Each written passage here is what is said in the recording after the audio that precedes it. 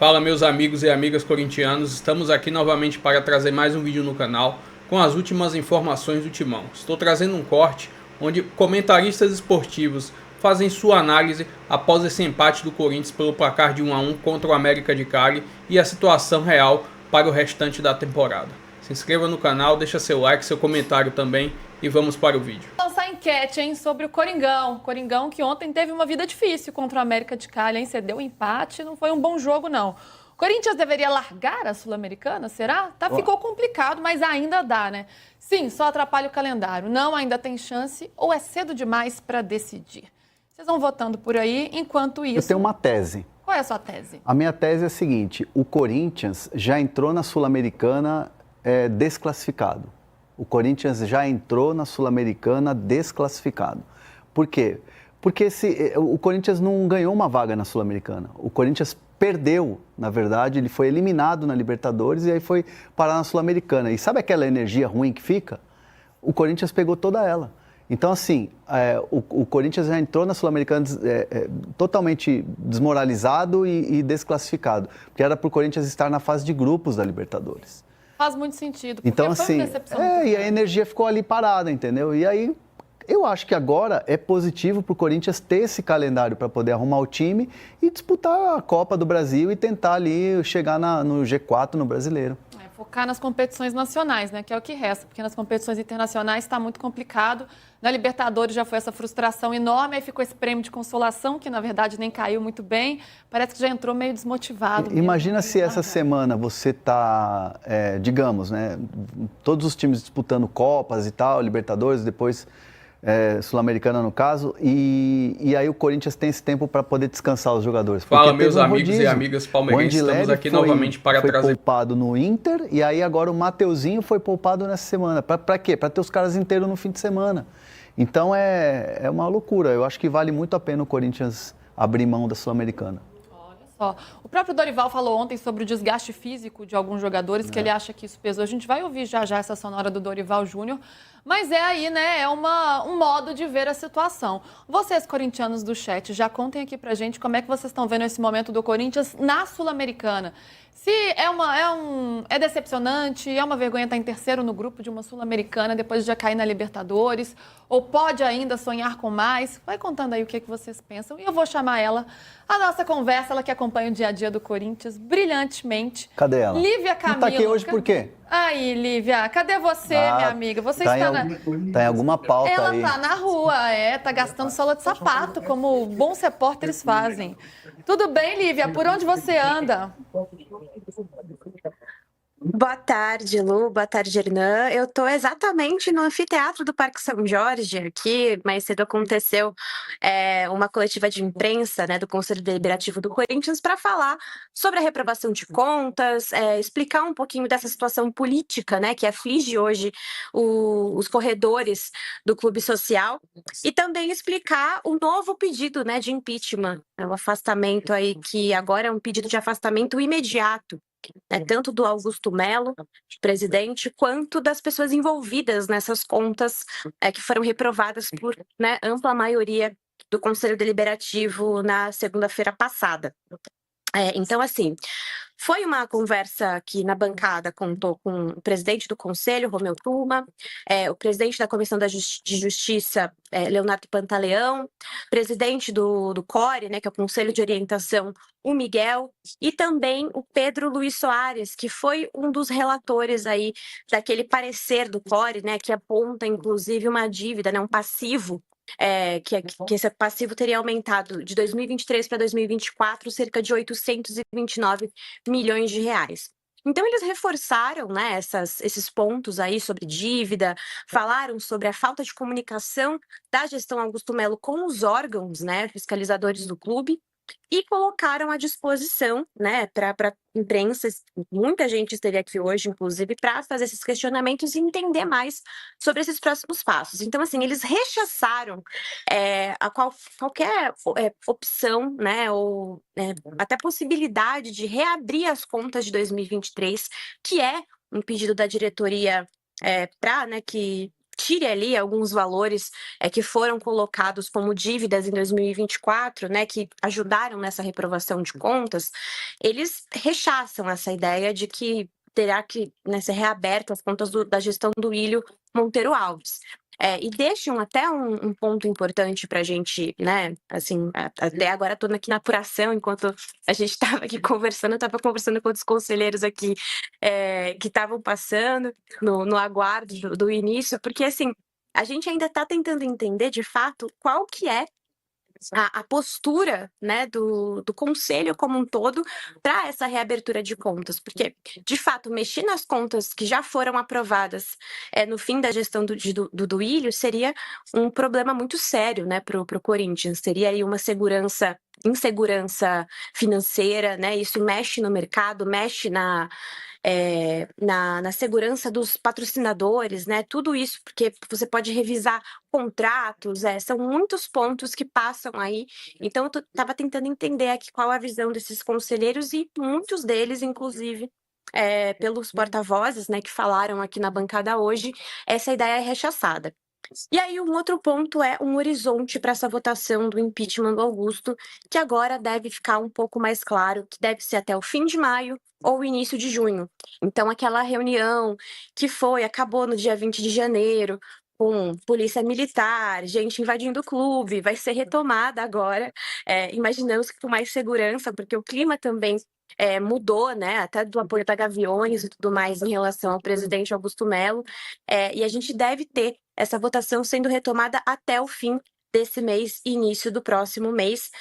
Isso já é um horizonte para a gente saber mais sobre esse processo de impeachment contra o Augusto. Então, essas foram as grandes novidades e pontos importantes, né, para a gente levantar.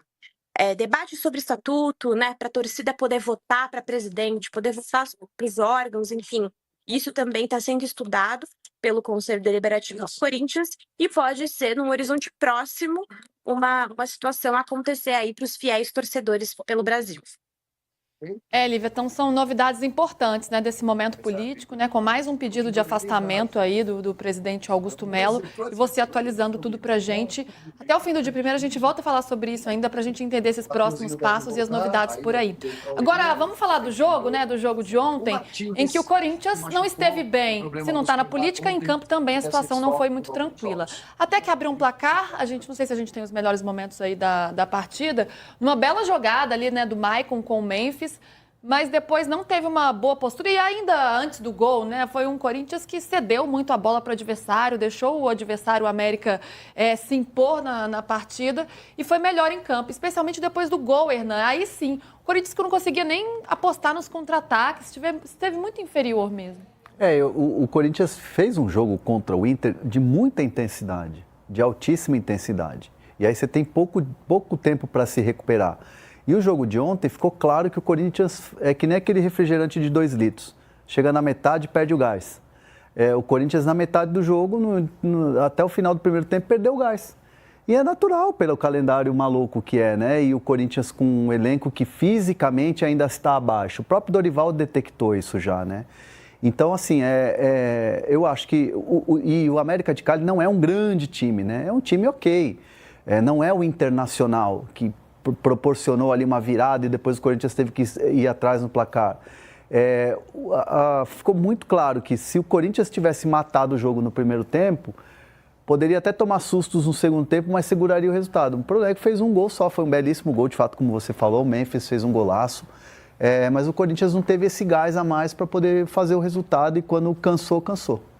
E aí depois a gente viu o América sobrar ainda na partida e fez o gol no início do segundo tempo, né? Mais uma jogada de bola aérea, mais uma falha defensiva ali e o Navarro consegue concluir para as redes empatando o jogo. O América que teve chance até de vencer a partida, né? Acertou a bola na trave, poderia ter saído como vencedor desse jogo. Agora, o Dorival falou sobre o que ele viu de errado neste time e também sobre essas questões físicas. Vamos ouvir o Dorival? Bom, ele tinha uma função de uma marcação inicial pelo lado esquerdo, mas ele fugia e entrava por dentro para poder jogar. Que ele fosse mais um homem entre linhas para poder se aproximar do Memphis e do Yuri. Essa era a ideia, para que nós tivéssemos também, da mesma forma, Carride do lado oposto, fazendo esse tipo de trabalho. Ora por dentro, ora por fora. Nós marcávamos por dentro, provocando uma situação em que a equipe adversária jogasse por fora. E a partir daí buscássemos não dar o retorno de bola. Em muitos momentos nós conseguimos, em outros faltou a energia suficiente para podermos ter aquele 1, 2 segundos além daquilo que é necessário, que nós tivemos no final de semana no jogo do Inter e que não apresentamos, não conseguimos apresentá-lo no jogo de hoje.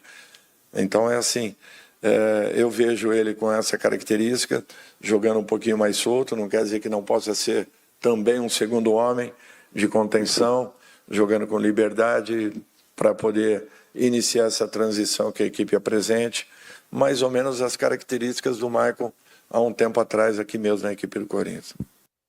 Aí, Dorival, então falando também sobre esse posicionamento do Breno Bidon, né? Que ele imagina que possa ser de uma... O Bidon, ele é um jogador que, na base, ele teve muito destaque como jogador de meio campo mesmo, né? Meio campo para frente, terceiro homem de meio campo. E aí no Corinthians ele foi puxado um pouco e ele era visto como um volante moderno, verdade, né, que sai pro jogo, mas o Dorival enxerga ele até como um terceiro homem de meio campo. E é interessante ver a evolução e o quanto esse jogador ele é coringa, né? E é um jogador que certamente no mercado, logo esse jogador aí já vai receber propostas. Essa janela do meio do ano é um dos alvos aí, já é um jogador que está bastante visado no mercado. Então o Corinthians, acho que ele pode crescer na mão do Dorival. E o Maicon, para mim, foi uma gratíssima surpresa, porque ele é muito bom jogador e ninguém desaprende a jogar. O Maicon passou por uma sequência de lesões, isso afeta muito a questão psicológica do atleta. O Maicon é um jogador que tem uma história no Corinthians, é um jogador que estava jogando na Europa. Quando volta, teve 2 lesões assim seríssimas e é bom ver essa retomada do Maicon, porque ele é muito bom jogador e o Corinthians dá muita moral para ele, tanto que ele foi capitão ontem. Então assim, o Maicon é um cara que entrou bem contra o Inter e ontem foi capitão. Então é legal ver essa retomada do Maicon. E um lance como esse, né, pode dar mais motivação muito, ainda, né? Foi um belo lance ali que ele fez nessa jogada junto com o Memphis ali para marcar o gol corintiano. E o Dorival, né, nesse momento chegando, tentando conhecer melhor os jogadores, dar novas oportunidades. Ontem a gente vinha falando, né, do trabalho dele, até do diálogo mesmo com o Coronado, para ver se esse jogador consegue ter uma sequência maior, deslanchar aí no Corinthians. Então a chegada de um novo técnico sempre cria esse tipo de expectativa. E o Breno Bidon é interessante, né? Porque como ele é um jogador habilidoso, ele tem visão de jogo, tem uma boa saída de bola, também pode aí ser utilizado de uma forma, com uma versatilidade maior, que ele tem essa característica também. Agora, Lívia, como é que caiu esse empate? Eu já ia falar essa derrota, hein? Não foi derrota, foi um empate. Mas, né, frustrou o torcedor corintiano na Neoquímica Arena, né, ainda mais como o time precisava de um resultado para ter uma tranquilidade maior ali no grupo da Sul-Americana. Agora a situação ficou bem complicada, a gente vai dar uma olhada no grupo já. Mas como foi que esse empate... A gente ia falar derrota de novo, esqueci? Porque foi com sabor de derrota. Ficou com sabor de derrota, é isso. Obrigada, Renanzito. Esse empate caiu pro Corinthians. É isso, Luísa, de fato, né? Foi um empate com sabor de derrota e todo mundo falou sobre isso, né? O Charles passou na zona mista ontem também e falou, né, da derrota moral, pelo menos, que eles têm, né, depois de sair ali da sua casa, né, com o apoio da torcida, mais uma vez. Bom público na Neoquímica Arena, não chegou a 40 mil torcedores, mas foi ali muito próximo disso, e assim, uma situação que realmente começa a preocupar o Corinthians, porque começa não, né, já avança nesse sentido de preocupação para uma classificação para o mata-mata, porque é importante lembrar que só o primeiro, né, classificado do grupo, da chave, avança direto para a fase mata-mata. O segundo colocado vai para a repescagem. O Corinthians está em terceiro, atrás do América de Cali, com 5 pontos. E aí tem 2 partidas fora de casa, 2 confrontos difíceis. O primeiro já contra o Racing no dia 15 de maio. Então, assim, não existe mais baba na Sul-Americana, né? E o Corinthians agora, com esses resultados que, né, vem acumulando desde o início da competição, vai precisar fazer escolhas, porque jogar fora de casa vai ser uma exigência física também dos seus jogadores e o próprio Dorival mudou um pouco o discurso dele ontem na coletiva sobre a questão dos reforços. Ele começa a perceber que, de fato, é um elenco curto. E apurando isso, né, com outras fontes do futebol do Corinthians, outras pessoas também, outros dirigentes concordam com isso, que de fato existe uma situação ali de elenco curto. Então, ontem o Dorival, ele cita mais de uma vez que o Corinthians vai ter que correr atrás disso, porque as equipes que tiveram uma montagem completa no início da temporada vão largar na frente. E aí o Corinthians está nessa situação de ter que correr atrás dos seus adversários, como é o caso aí de Flamengo, Palmeiras, né, fizeram ótimas janelas no início da temporada. Então, é uma situação difícil, tanto para a competição continental quanto para o Brasileirão, porque a gente sabe, campeonato de pontos corridos é uma exigência física e o Dorival já está reclamando disso com 3 jogos à frente do comando técnico. Então, assim, a gente ainda tem muita rodada e muito jogo pela frente em 2025.